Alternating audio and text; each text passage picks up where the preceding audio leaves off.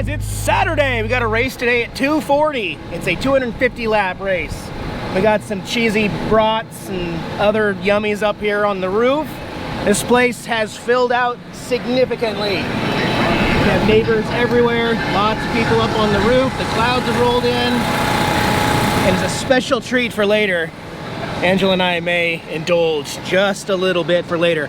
Also, we found the FM station that broadcasts the NASCAR race. The digital one online is delayed by 1 or 2 laps, so we're gonna try the FM station today to try to keep track live with the wrecks and stuff. Did you know that they'll even refill your water? You don't have enough water for 7 days, they will top you off for a price. We've actually changed our minds. It is just too noisy here in the infield, plus the race is not on Fox. I get Fox on the antenna so we can bring the TV up and watch replays. Don't get Fox Sports FS1. So with the generators, it is a little loud, so we're gonna go over to Fan Zone and watch over there. All right, we're off. We're gonna go head over to Fan Zone. Got our coolers full. I like the shirt. Thanks. Don't be a tater hater. Yep, really nice day. There's planes in the sky with advertising. There's boats out here in Lloyd Lake. Little speck up there is the Goodyear blimp. Might be seeing some good aerial views of my RV over there in the infield. It's just a small lake inside the track. I really don't know how that boat got in there, what the effort was.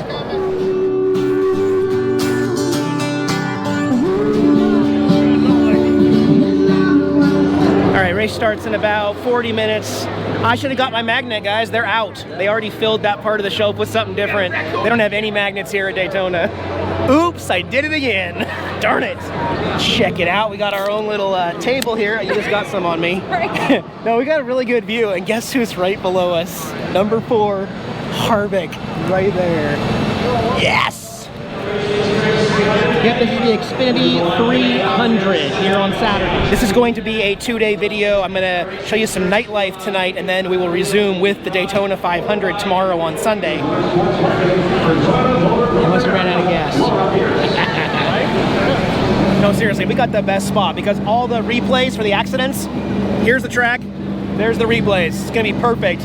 Harvick's getting emissions done down here. They gotta test it to make sure. Got it hooked up to the computer. And although I didn't get a magnet, I did get a Daytona 500 can koozie with Harvick, number 4, on the back. So Harvick's not racing in this race. He's racing tomorrow. Jimmy Johnson's not in this one either. I got to root for, I guess, Keselowski or Chase Elliott in this race.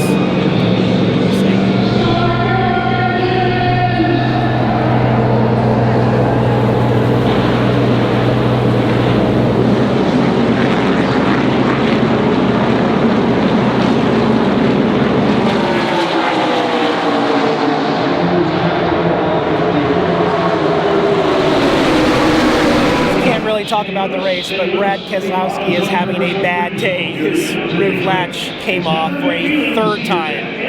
Yeah, so we're under caution now for that. No wrecks yet, though. The sun's about to set back there, so I think we're gonna head back to the RV. Interesting race, though. We're back at the RV now, and it's funny because the last night Truck Series 1 was 100 laps, and they had a record-breaking Daytona 12 cautions and wrecks. Tonight, we had 3 cautions, but no wrecks. 1 spin out that gave us a yellow flag. So, yeah.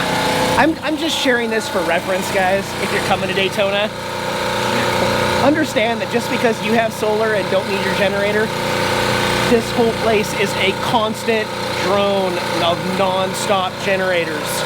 24 hours a day. There is no rules. You can run that. And you can see they have it here near my front door, not near their front door. So it does me no good to save the earth and have solar and not use my generator because our neighbors are going to drown us out and the fumes are intoxicating.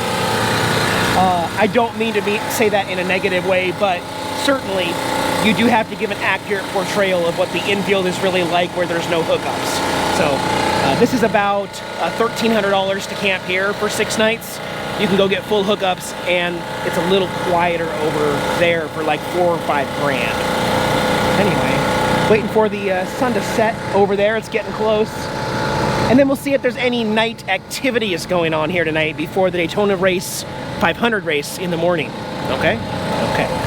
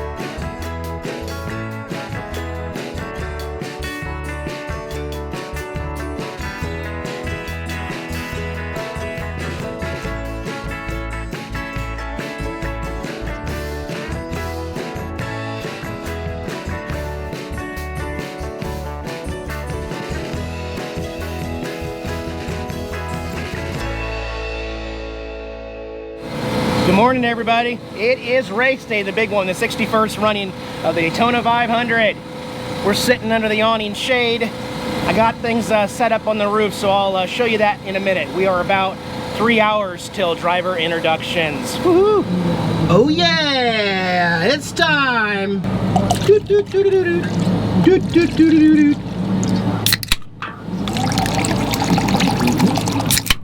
Angela prefers the Dr. Pepper. Dr. Jack. Some of those guys in there. Oh yeah. It's a warm one, but here we are up on the roof. Woo! Still quite a few people up here. I've got my sunshade hooked to the solar. There's the sun. A few other people up here. It's warm though, and down below the solar panel. Hey, here's a guy. He learned something in the duel. Not sure if you can see this, but we're going to be watching all the instant replays and the backstretch from the TV while watching the track in turn 1 into turn 2 down here. Actually, the wind feels really good today. A lot less people on the roof compared to like yesterday's race or the night before.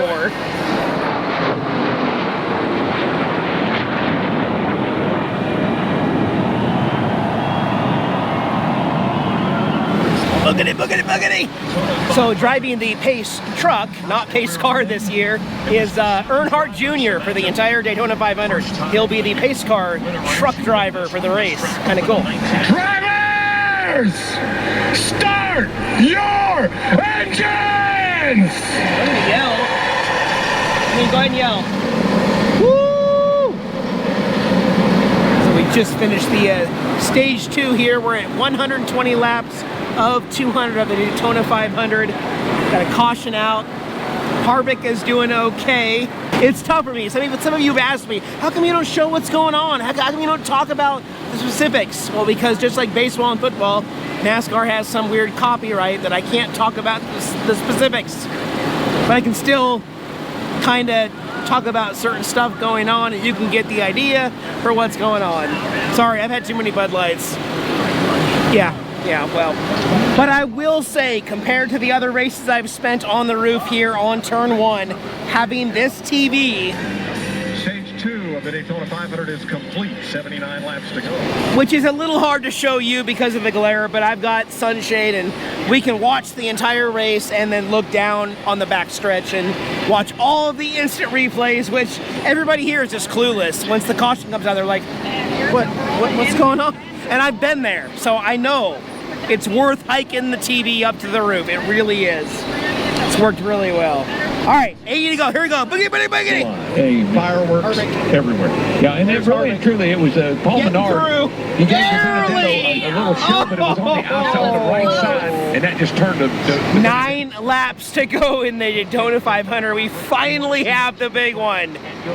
Carnage. Yeah. Yeah, it's kind of getting dark here in Daytona. You never know what to expect. We lost all daylight here in Daytona.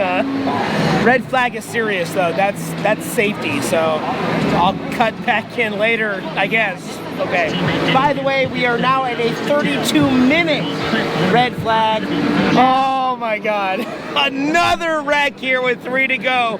We are going to have a green-white checkered in 2019 Daytona. I feel like it's kind of wow, but... Well, good morning, everybody. We all got to clear out of here by noon, so as you can see, it's starting to open up a little here. Got quite a bit to pack up before we leave, but I'll show you. That's the aftermath. So, anyway, I want to close this video out because I'm going to be working and then we got to put on a few miles to get away from this area. So, I'm going to say goodbye now, and Jackson and I will see you soon, guys. Have a good week. Bye-bye.